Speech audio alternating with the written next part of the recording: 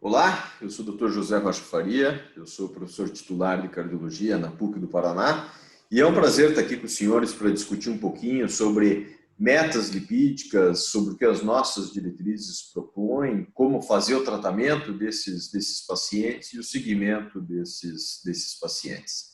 Essa é a minha relação com a indústria, mas a ideia aqui é fazer uma apresentação, obviamente, totalmente isenta de qualquer interesse. Nesses próximos 30 minutos, a ideia é passar um pouco por esses pontos que eu julgo bastante importantes em relação à questão do controle lipídico. Primeiro, lembrar um pouco da relevância da doença cardiovascular como causa de morte no nosso país. Eu vou enfatizar bastante o que está na nossa atualização da 5ª Diretriz Brasileira para tratamento das dislipidemias e prevenção da aterosclerose, como fazer o tratamento, e finalizar mostrando que um pouco que, na verdade, as nossas diretrizes, a nossa diretriz aqui no Brasil, na verdade, está muito em consenso com o que pregam outras diretrizes em outros países. Muito bem. As doenças cardiovasculares são a principal causa de morte no nosso país. Esse é um ponto extremamente importante e relevante. Esses são os últimos dados disponíveis do DataSUS, que é o banco de dados oficial do Ministério da Saúde, e as doenças cardiovasculares há anos figuram como a principal causa de morte no Brasil. Quase 1/3 de todas as mortes são por doenças cardiovasculares. No ano de 2018, que é o último ano que consta no DataSUS, 27% das mortes por doenças cardiovasculares, o que dá sempre cerca de 350 a 360 mil mortes todos os anos. Quando nós falamos em morte por doença cardiovascular, nós estamos falando de qualquer causa de morte que esteja no capítulo 9 do CID-10, né? Mas dentre as doenças cardiovasculares, as doenças que mais causam óbito são as doenças isquêmicas cardíacas, o infarto do miocárdio propriamente dito, e as doenças cerebrovasculares. Todo ano nós temos no Brasil cerca de 110, 120 mil mortes por doenças isquêmicas cardíacas, um pouco menos por doenças cerebrovasculares.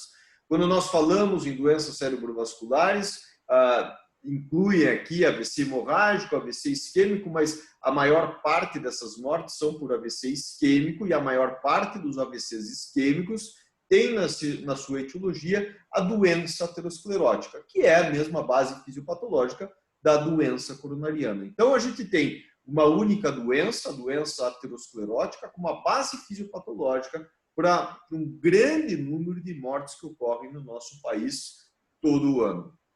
Lembrando que, ao término de 2020, as doenças cardiovasculares continuarão sendo, como grupo, a principal causa de morte no Brasil.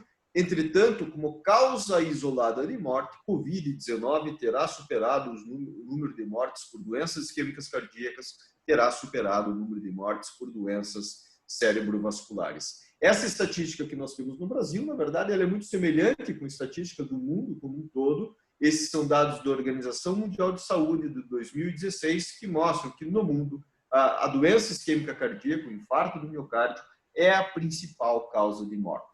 Então, se nós quisermos reduzir esse cenário, nós temos que ter um melhor controle dos fatores de risco que causam a doença aterosclerótica.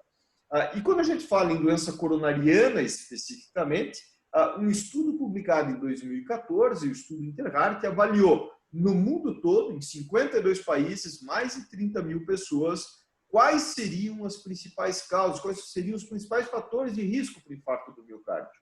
E o que se viu nesse estudo é que em 94% dos infartos das mulheres, 90% dos infartos em homens, nós temos causas que são bastante preveníveis. Nós temos a presença de 6 fatores de risco bastante tradicionais ou a ausência de 3 fatores protetores. E esse próximo slide mostra, então, quais são os principais fatores de risco: dislipidemia, tabagismo, diabetes, hipertensão, obesidade abdominal medida pelo aumento da circunferência abdominal e fatores psicossociais como estresse, ansiedade, depressão.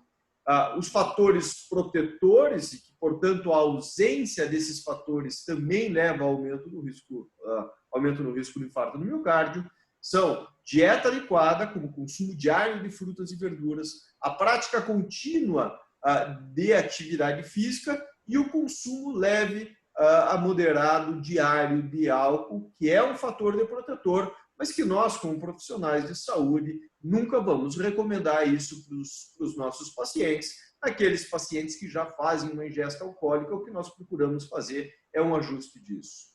Mas vamos voltar então para o principal fator de risco para infarto do miocárdio, que no estudo Interheart foi dislipidemia, com odds ratio de 3,25, que me diz que o indivíduo que tem dislipidemia tem uma chance 3,25 vezes maior de infartar do que o indivíduo que não tem dislipidemia. Mais do que isso, no estudo Interheart foi feita uma avaliação do risco atribuível populacional, que nesse caso foi de 49%.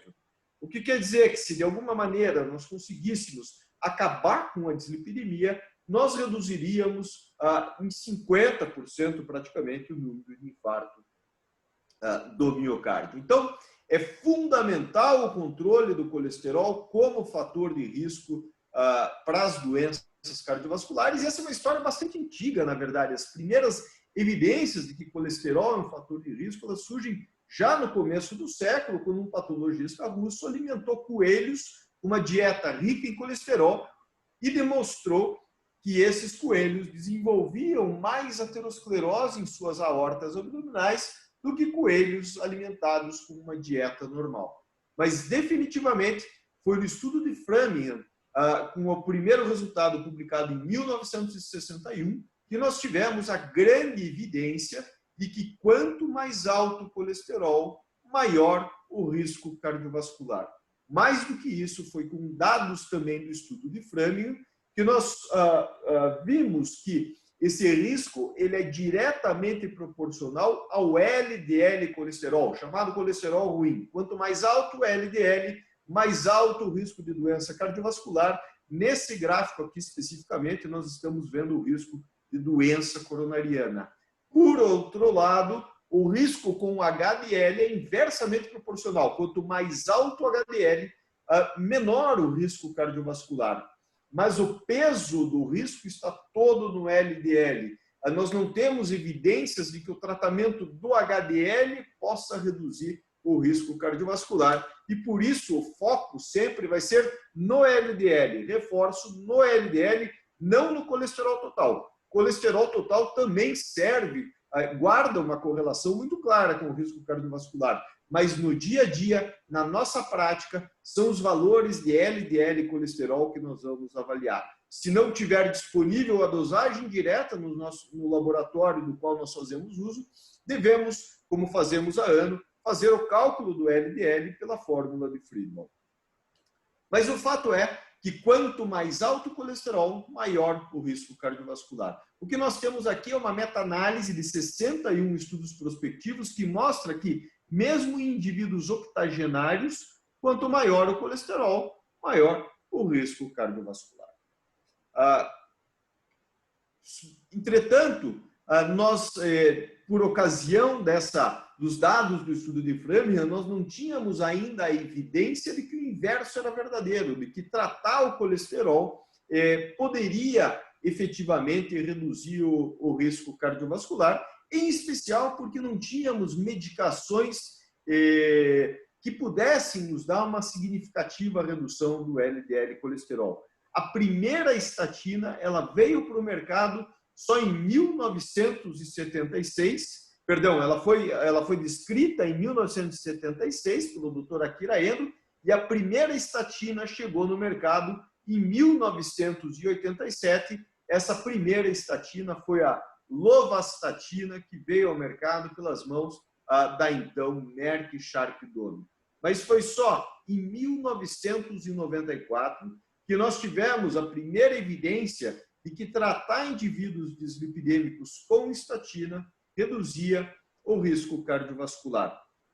Foi um estudo chamado Estudo 4S, feito com 4.444 indivíduos, homens e mulheres, pós-infarto do miocárdio, onde o uso da simvastatina trouxe uma redução de 35% no LDL e colesterol, e isso trouxe uma redução de 42% de morte coronariana, 30% na mortalidade total, em comparação com os indivíduos que não receberam estatina.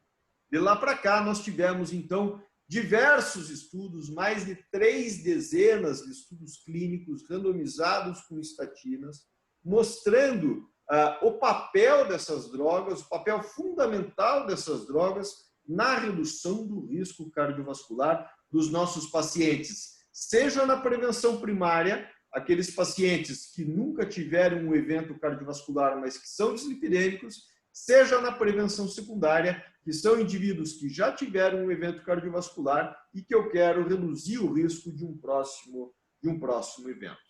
E como é que nós fazemos esse tratamento? O que eu trago para os senhores agora são os dados da diretriz que nós, do Departamento de Aterosclerose da Sociedade Brasileira de Cardiologia, publicamos em 2017. Na verdade, é uma atualização da 5ª diretriz que nós havíamos publicado em 2013. Todas essas diretrizes, elas partem do princípio de que seja necessário fazer a estratificação de risco do paciente, para que então eu defina qual a meta lipídica desse meu paciente. E como é que nós vamos fazer isso? O que essa nossa diretriz propõe é o seguinte: primeiro, eu preciso identificar se o paciente à minha frente já tem alguma característica que de antemão me aponte qual seja o risco cardiovascular desse paciente. Então, existe um grupo muito específico que nessa diretriz nós chamamos de pacientes de muito alto risco cardiovascular, que são aqueles indivíduos que já tiveram um evento cardiovascular prévio. Esse paciente já teve um infarto, já fez uma angioplastia, já teve um AVC, ele tem doença arterial obstrutiva periférica. Enfim, esse paciente é um paciente de muito alto risco. Assim como é todo paciente que, por algum exame, ainda que ele não tenha tido um evento cardiovascular prévio, esse paciente já tenha doença aterosclerótica significativa. O que é isso? A presença de uma obstrução maior do que 50% em qualquer grande vaso do nosso organismo. Esses são pacientes de muito alto risco cardiovascular. Eu não preciso fazer mais nada para estratificar esse paciente e a meta de LDL desse paciente fica definida como abaixo de 50 miligramas por decilitro. Existe um segundo grupo de pacientes que eu também não vou precisar estratificar o risco desses pacientes, e eu vou definir esses pacientes como sendo pacientes de alto risco cardiovascular. Então, são pacientes que têm aneurisma de aorta abdominal, taxa de filtração glomerular abaixo de 60, nunca teve um evento cardiovascular, mas o LDL desse paciente é acima de 190. Enfim, esses são pacientes, esses que têm essas condições, a grande maioria dos diabéticos vão entrar nessa categoria de alto risco. Enfim, esses são os pacientes que nós já vamos colocar nessa categoria de alto risco, onde a meta de LDL vai ser abaixo de 70 miligramas por decilitro. Para todos os outros pacientes que não se encaixam nessa categoria, eu vou precisar fazer a estratificação de risco.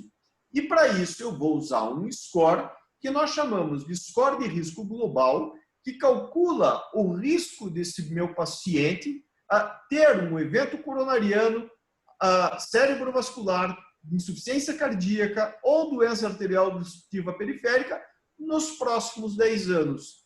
E esse cálculo é feito baseado no sexo do paciente, homens e mulheres têm tabelas distintas, a idade, a pressão arterial, se esse paciente está tratado ou não, o nível de colesterol total, o nível de HDL, se esse paciente fuma ou não, e conforme ou não a presença do diabetes, lembrando que a grande maioria dos pacientes diabéticos, eles são pacientes já determinados como sendo pacientes de alto risco.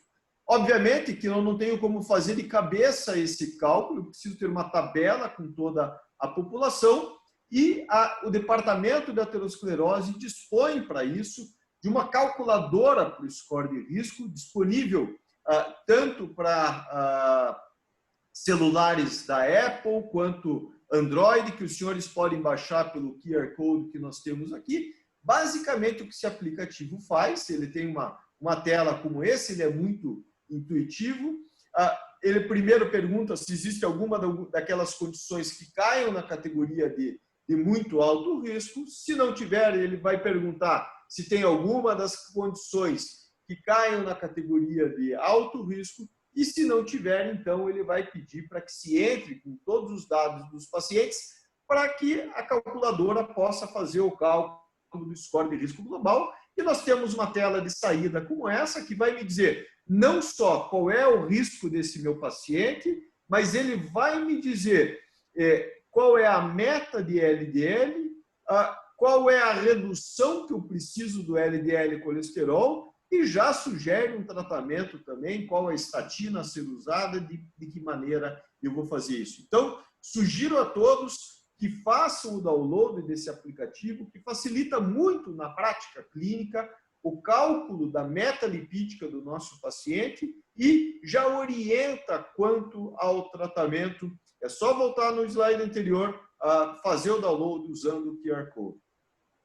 Então, basicamente, o que esse aplicativo vai fazer é baseado, então, naquelas variáveis, me dizer qual é a categoria de risco do meu paciente, se ele é de muito alto risco, de alto risco, de risco intermediário, de baixo risco, vai me dar qual é a meta de LDL. Então, lembrando que os pacientes de mais alto risco têm metas mais agressivas de LDL, eu vou precisar baixar mais o LDL desses pacientes.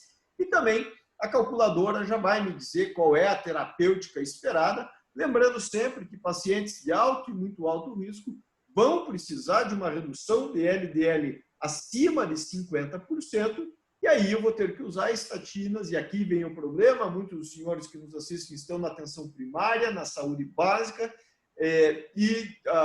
nós não temos rosuvastatina, que é a estatina mais potente, mas existe a possibilidade de acesso na maior parte dos estados, a atorvastatina, ainda que sendo com medicação de alto custo, com preenchimento de formulários, mas os nossos pacientes podem ter acesso.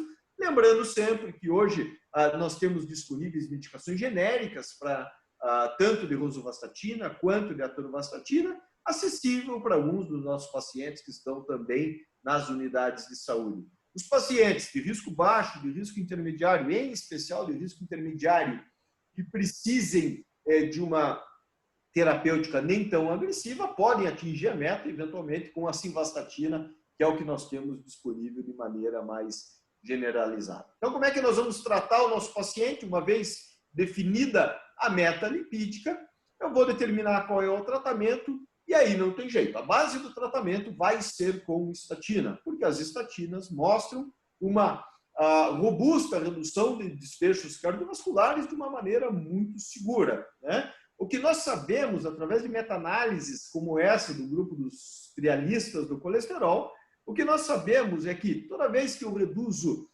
o LDL colesterol de um paciente em cerca de 39, 40 miligramas por decilitro, eu vou reduzir o risco desse paciente ter um desfecho cardiovascular, infarto, AVC ou morte cardiovascular, em torno de 22%. Isso quer dizer que se eu tenho um paciente que tem 180 de LDL colesterol e eu baixo o LDL para 100, eu estou, ao menos na teoria, reduzindo em 22% o risco cardiovascular desse paciente.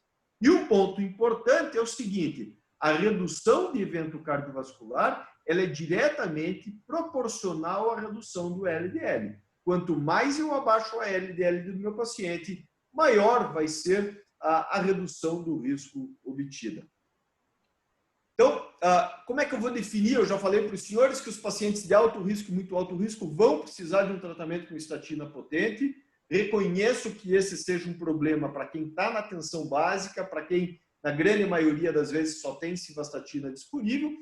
Mas, de certa maneira, esse estudo, que foi o estudo Stellar, que comparou diversas doses das estatinas disponíveis, a gente consegue ao menos ter uma ideia de quanto por cento eu vou ter de redução do LDL com a dose de cada uma das estatinas. Lembrando que atualmente a gente não deve usar simvastatina 80 pela alta incidência de eventos adversos, de dor muscular, nós devemos usar, em geral, a dose no máximo de 40 miligramas, que me dá aí perto de 45% de redução do LDL, mas alguns pacientes podem chegar a ter redução mais significativa, até de 50%. Para os pacientes de alto risco e muito alto risco, eu vou precisar de doses mais altas da atorvastatina ou de rosuvastatina, se esse meu paciente tiver acesso, para atingir a meta lipídica preconizada. Então, a nossa diretriz coloca que as estatinas são a base do tratamento. Uma vez iniciado, uma vez que eu defini a meta lipídica do meu paciente e defini que esse paciente precisa de tratamento com estatina, o tratamento é para sempre. Não existe razão para suspender o tratamento. As estatinas não corrigem em definitivo um quadro de dislipidemia. Uma vez que eu defina que eu preciso do tratamento farmacológico, eu não vou parar uma vez que o LDL esteja no alvo. Funciona como tratamento da hipertensão arterial. Se eu tirar o remédio, a pressão volta a subir. Se eu suspender a estatina, o LDL volta a aumentar. Eu tenho como alternativa para os pacientes que não atingem a meta, associação com ezetimiba, medicação essa que não está disponível na rede pública, mas que também, já com genéricos disponíveis no mercado, o que pode permitir o acesso para muitos dos pacientes. Isso se faz necessário porque os estudos com estatina mostram que mesmo os estudos feitos unicamente com estatina mostram que mesmo os pacientes recebendo doses mais altas de estatina, como nós vemos aqui em azul escuro, em 3 estudos distintos, ainda um percentual significativo desses pacientes vai apresentar algum evento cardiovascular. Então, é fundamental que nós consigamos colocar esse paciente dentro da meta, e ezetimiba é uma alternativa quando a gente não consegue fazer isso só com a estatina. A pergunta que ficava anteriormente é se a ezetimiba traz redução do risco cardiovascular, e em 2015 houve a publicação de um estudo chamado Estudo Improve It, com pacientes pós-infarto do miocárdio, que mostrou que pacientes que receberam simvastatina com ezetimiba tiveram menores níveis de LDL colesterol em comparação com os indivíduos que tomaram simvastatina e monoterapia, e isso esteve associado a uma redução adicional do risco cardiovascular, redução do risco essa que foi semelhante se essa redução do LDL tivesse sido obtida só com estatina, reforçando a ideia de que o fundamental é abaixar o LDL do meu paciente, independente se é com estatina associada a ezetimiba, mas se eu conseguir a redução do LDL, eu vou ter uma maior redução de desfechos cardiovasculares. Só para não passar em branco e para os senhores terem ciência, porque alguns pacientes, por via judicial, conseguem ter acesso a essa nova classe de medicação, que são os inibidores da PCSK9, mas que, obviamente, nós não temos disponível na rede pública de saúde. Só para os senhores entenderem o que são os inibidores do PCSK9, a PCSK9 é uma proteína que é secretada pelo hepatócito, e quando essa proteína, a PCSK9, se junta ao complexo formado pelos receptores de LDL que tiram o LDL da circulação, a PCSK9 induz a degradação do receptor do LDL. Ou seja, a PCSK9 que o nosso organismo produz faz com que nós tenhamos menos receptores de LDL. Se nós temos menos receptores de LDL, eu tenho uma menor capacidade de retirada do LDL da circulação, sobra mais LDL da circulação, o LDL fica mais alto. Então, a indústria farmacêutica desenvolveu inibidores de PCSK9 que bloqueiam a ação, são anticorpos monoclonais, então a injeção subcutânea a cada 15 dias. Essas drogas, elas bloqueiam a PCSK9, com isso eu tenho um maior número de receptores de LDL que permanecem circulantes, retirando a LDL da circulação, e o LDL vai ser mais baixo. Essas são as medicações disponíveis no mercado nacional, ambas trazem uma redução do LDL em torno de 50%, ambas são administradas com injeção subcutânea a cada 15 dias. Volto a dizer, não temos na rede pública, mas como eventualmente os senhores podem se deparar com pacientes fazendo uso dessas medicações, achei importante trazer essa informação e lembrar também que existem estudos feitos com inibidores de PCSK9 que mostram que essas medicações, por trazerem uma expressiva redução do LDL colesterol, também trazem redução do risco cardiovascular. Então, esse seria o último ponto nas novas diretrizes. A nossa atualização, eu reforço, coloca de maneira muito clara o tratamento inicial dos pacientes na prevenção primária ou secundária é com estatina, na dose necessária para colocar o paciente na meta que eu calculei, ou pela categoria de risco do paciente. Uma vez iniciado o tratamento, eu devo manter essa medicação continuamente. O tempo de monitoração, a gente sugere habitualmente 3 meses após o início do tratamento, reavaliar o LDL desse paciente. Uma vez que o LDL atinge a meta, eu posso monitorar o LDL em tempos menores, em espaços de tempo maior, né? A cada 6 meses, a cada ano, eventualmente, né? Se o paciente não atinge a meta, o próximo passo seria associação com ezetimiba, reforço, não tem na rede pública, tem genérico, já mais acessível, e para os pacientes de muito alto risco, fora das metas, nós temos a possibilidade então, dos inibidores de PCSK9. Aos senhores que estão na rede pública, é importante lembrar que, caso se identifiquem pacientes com hipercolesterolemia familiar, e aí existem critérios específicos para esse diagnóstico, mas, em geral, são pacientes com LDL acima de 190, com histórico de eventos cardiovasculares em idade precoce na família. Esses pacientes, muitas vezes, quando não na meta, são também candidatos a inibidor de PCSK9 e é importante, então, que se faça o referenciamento desses pacientes a centros especializados. A diretriz europeia, publicada no último ano, também coloca da mesma maneira, segue esse mesmo fluxograma que nós propomos, estatina primeiro, ezetimiba depois, inibidor de PCSK9 seria a exceção para os pacientes de muito alto risco ou com hipercolesterolemia familiar que permanecem fora da meta preconizada. Então, nos próximos anos, nós temos novas classes de agentes hipolipemiantes que devem chegar no mercado, mas certamente ainda por muito tempo, na nossa rede básica de saúde, a base do tratamento vai continuar sendo com estatina na dose suficiente para colocar esse meu paciente dentro da meta lipídica preconizada.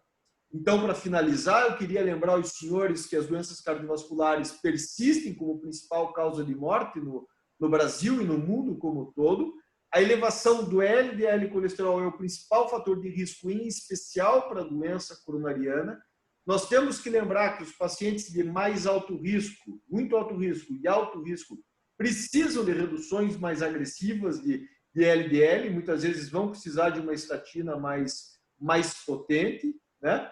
Ezetimiba a gente associa quando necessário, ainda que o acesso a essa medicação seja mais complexo na rede pública, e os inibidores de PCSK9, que seriam o ponto final, surgem como uma alternativa, mas só para casos realmente de exceção em centros especializados. Eu agradeço a atenção dos senhores e foi um prazer ficar aqui nesses 30 minutos, podendo trazer um pouco do que a nossa atualização da 5ª diretriz de 2017 preconiza no tratamento dos nossos pacientes. Muito obrigado.